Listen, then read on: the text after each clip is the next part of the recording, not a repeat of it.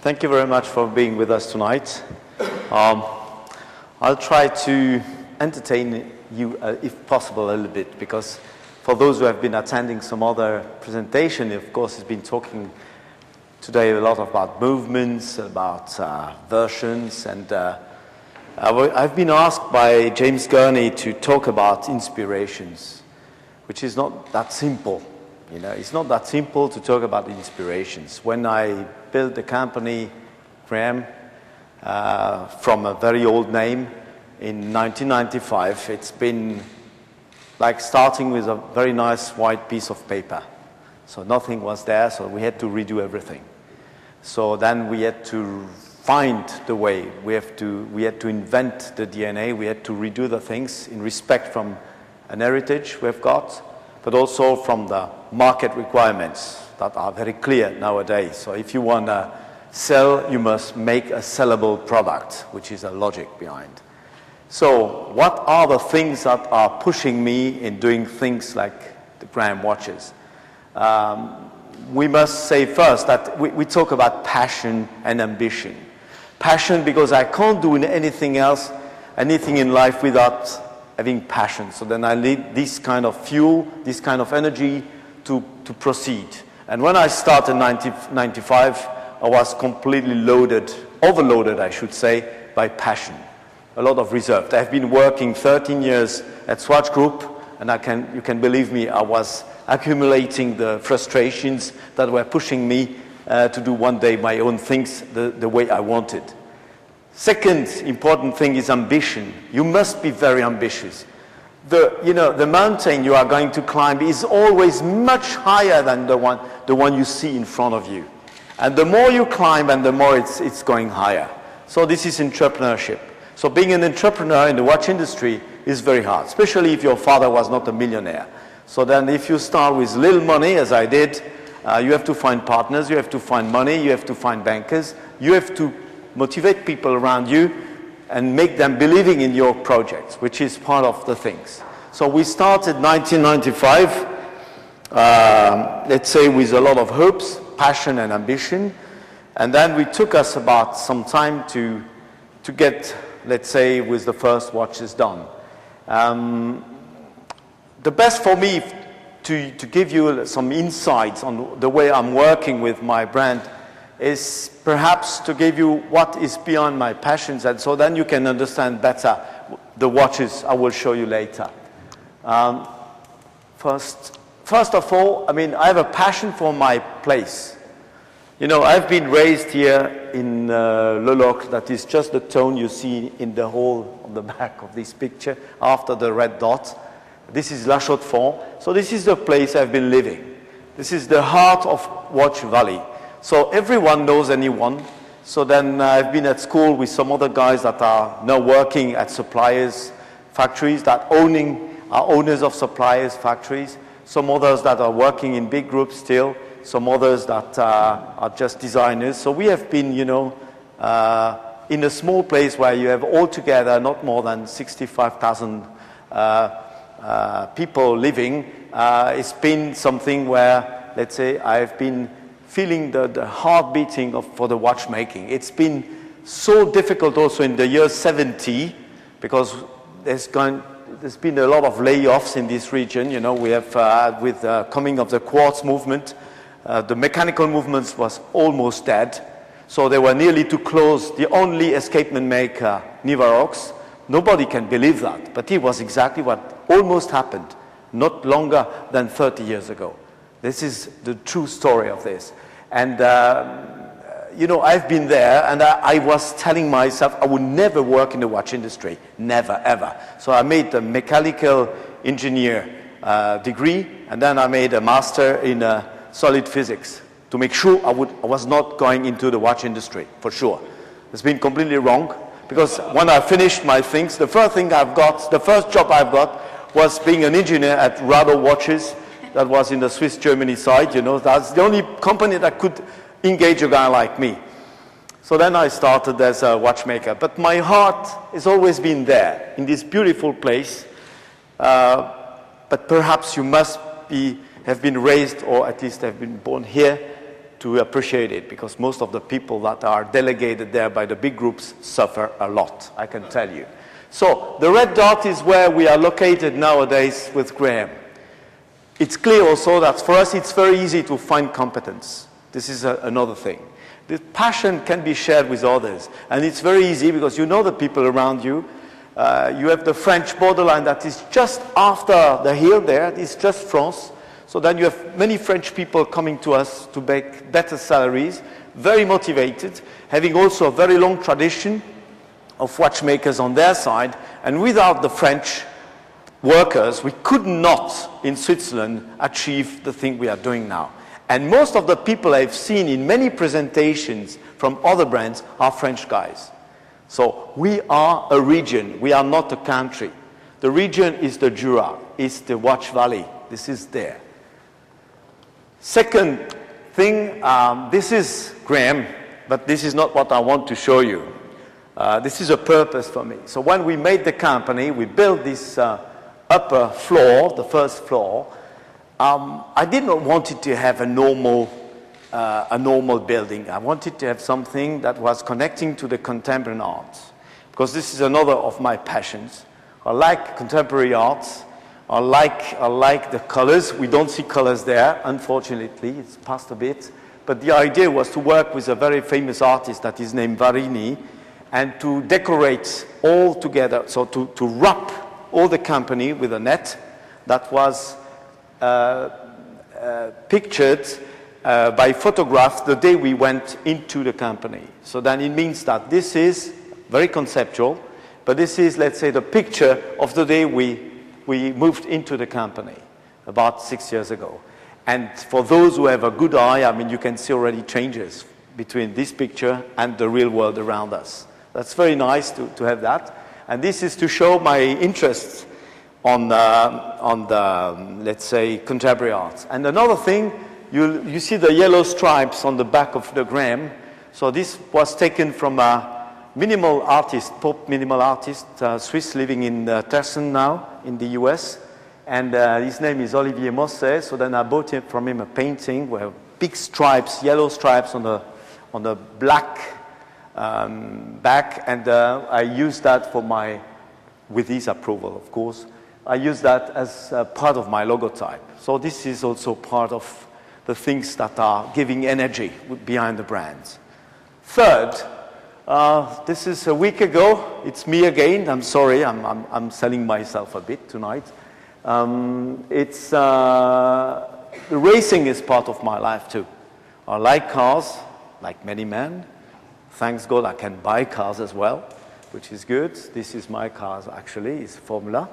And, but the car racing is also a very nice, how can we say, it's a very nice way to go into the technique with a lot of pleasure. So that's a very entertaining thing. So you see a lot of things. You talk about material, you talk about lightweight, you talk about things you are not used to talk in life. You take some risk, like an entrepreneur. You go very fast. And last but not least, sometimes you can be taken by others, which is a very nice experience of humility. And so then, but this is showing, let's say again, passion and ambition. This is my mottos. But last of those passions is one I've got for history. But you know, the real history, the one with a very big H, a capital H. So among history watchmakers, I mean, one that has been the most impressive to me has been George Graham, because this guy was, well, I could speak hours about this man, but I will try to keep the story very short. But it's part of my thing, you know, it's in here in my guts. This man was brilliant in many aspects because he was inventor. He was respected by others. He never took any patents to allow everyone around him to use the same technique. So then he was not keeping the technique for himself. Today is not possible. I mean, if you do something, you don't take patents, you're just a dead person, a dead company. But George Graham was also a fan of arts. He was completely mad about Shakespeare. He was mad about engravings. And this man is a kind of, for us, I would say, a perpetual food for our brain. It's a perpetual food. And so then he's giving us a lot of energy. And every time I'm losing energy, I just have to go to Westminster Abbey. He has his grave there, and that's very easy. I mean, we find his grave, and I think there are not many watch brands that can see, the grave of his founder somewhere lying there in the middle of the most prominent church in the world, or one of them at least. That's a bit a boring thing, but let's say just saying that any company has its own history from the time you start. So you have things, you have periods, you have breakthroughs. We started in 1995. Then 1998 we started with a first lever action chrono. We will talk about it very quickly afterwards. Then we went to Silverstone because my racing attitude started at that time and became a bit more prominent in my life. Then I was interested in art, and then we went into the Swordfish that I will also briefly show you at the end of this presentation. And then we moved because we were growing bigger, so we moved in 2008 with this artistic building, and then we have been starting in 2009 with big events. So then when I say that the mountain I climbed is high, is also a way to measure it. So we found ourselves as main sponsors of Tourist Trophy. In Isle of Man, there will be Six Nations, the rugby, and last but not least, Formula One with Mercedes GP. We started actually with Braun GP, and we were first year world champion with them. It's been the best thing possible I could imagine in my life. Anyway, so that's been, let's say, our history. So then, short history, of course, where everything clearly started in 1998 when we started to make a chrono that was action by the thumb. So the start and stop function is action by the thumb. So I tried to refrain from talking about movements tonight, but I have to talk about technique a little bit anyway. So this here was a real interesting thing because we had a problem using almost a standard chronograph movement. That was the Valjoux at that time. We had to find ways to start and stop through the chron, so then you have a pusher that goes through the chron, and then by that you could have got a certain leverage effect with the thumb that makes the start and stop much faster, much quicker, knowing then that the thumb anyway is the fastest finger of your hand. If you look at a young person, or young kids using SMS short messages, it's clear that the thumb is very fast, and that costs you also sometimes some bills. It happened to me as well. But anyway, I mean, the good is that we have been using the thumb for the very first time. And this prominent lever is placed at the inner side of the arm, so that never hurts the wrist. So you don't have wrist troubles. I mean, the right part is the one in contact with the wrist. It's extremely easygoing, so that even if the watch was very big at that time, you can imagine it was 44, everybody said I was crazy for two reasons. The watch was far too big, surprisingly, and then second, this lever was not understandable by others. So we have been living with that for more than 10 years. Then, of course, we put some evolutions, so then the movement have been evaluated, so then we integrated with the help of our partner, La Joux-Perret, in La Chaux-de-Fonds, that is also our neighbor, a big date double disc, and second time zone, GMT, but without any correctors or pushers, everything through the chron, which was also one of our briefings. I did not want it to have additional correctors or whatever, technical features.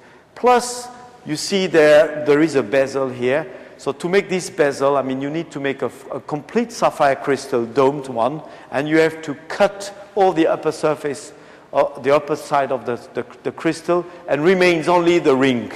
So this is a ring that cost me a fortune, like a very big glass, but by that I have a special effect. I want it metallized, means that the watch is very long lasting and just slightly shiny, which it's important at a certain level of price.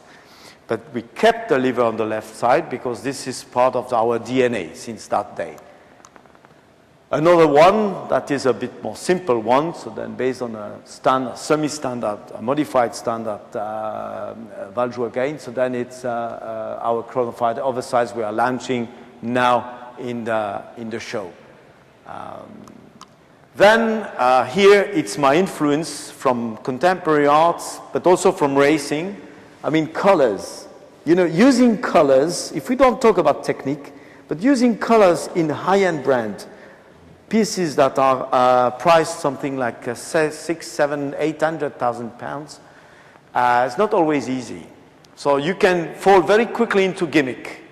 So it's very hard just to play with colors without making mistakes. And this is very interesting, and I like to do that. And so I think this is where my passion for contemporary arts is helping, I think.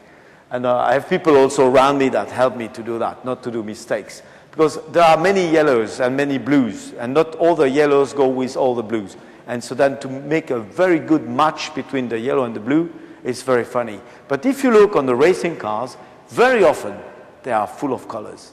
Because anyone that races have to see each other coming and recognize who you are beating or who is beating you. So the color is part of the racing codes. So then I was using them with carbon and all the technique behind to reflect this racing attitude within the product.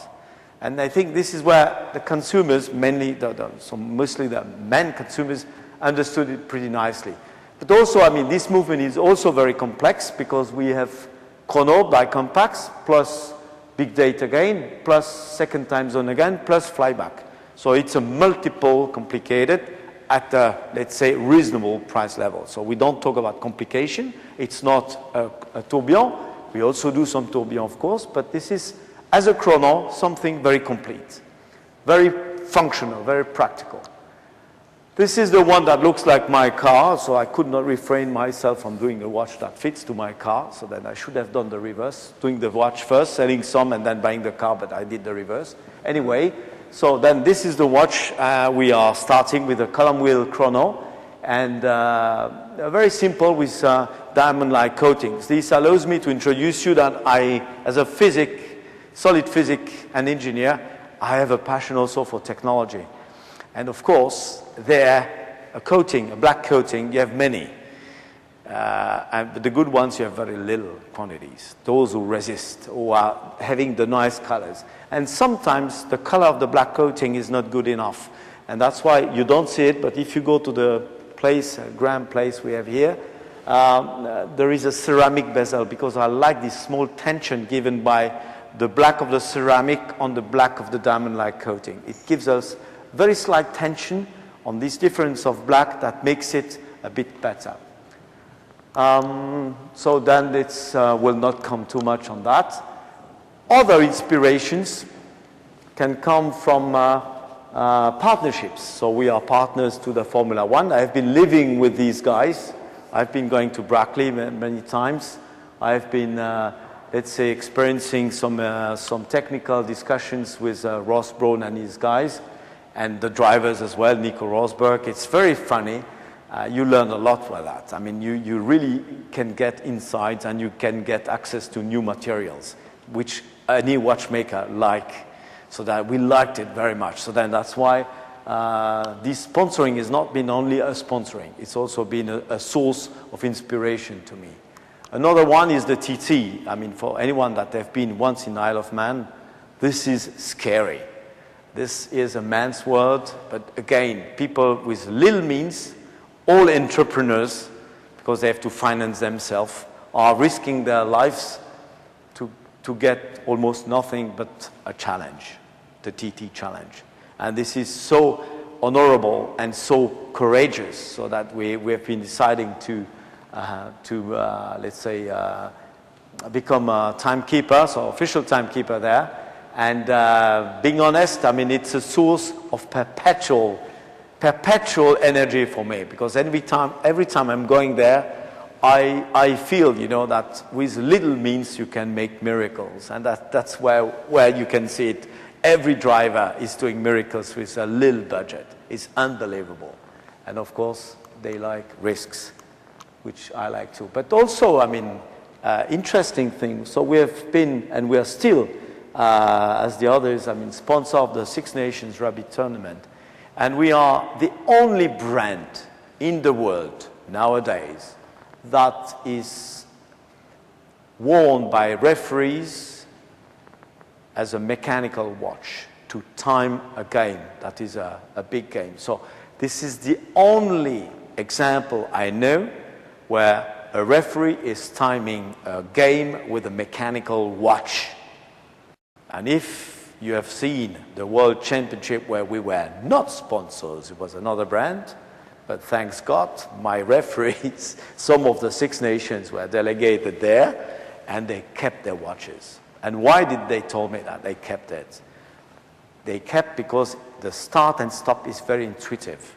So they can keep an eye on the game, and they can stop the time, and when they start again, if there is an injury, for example, they can start again without looking at the watch. That has been the real thing. And so this is where these referees now are using it as a normal piece. But we are the only one. Most of the other ones, they use, you know, kind of electronic things or with beepers or maybe only the mic. But there in the rugby, that's the last example. Maybe we are the last dinosaurs in doing such a thing. Well, we do luxury watches, as you have seen, with an eccentric twist because we like technique and we like colors. And that's not everybody's watch, of course, we know it, but we live with that. We make only 6,000 pieces a year, we can live with that. And last but not least, I mean, we just like to introduce a watch that is, let's say, for let's say the big thing of the year for us. This is the machine I liked the most because it's the machine that allowed me to introduce art into my pieces. Means that it's a plasma, a high vacuum plasma machine, so where you could make carbon-like or diamond-like coatings, black coatings. The theory of Newton, a contemporary to George Graham, that in 1704 described the theory of diffraction of light, where you can have, by action through certain difference of material, transparent materials, air and, for example, a glass, a diffraction that could bring, in some case, if it's a small layer, very thin layer, diffraction means multicolors. And so this is becoming from a highly scientific research to finish and to end up to a process that makes wonderful colors, artistic things, I would say, somehow, to the crowns here you see in the batch. Here is one that has been, on the left we have been a mistake, and on the right it's been working well. It happens that we have a lot of waste. But last but not least, this is what ends up. So a watch that is coated by something that is changing color. I think we are the very first in the world doing that. And we just master that by mastering layers of atoms on oxides on a steel and diamond-like coated case. And this is the side view. And if you want to have a look, the watch is just on a window display.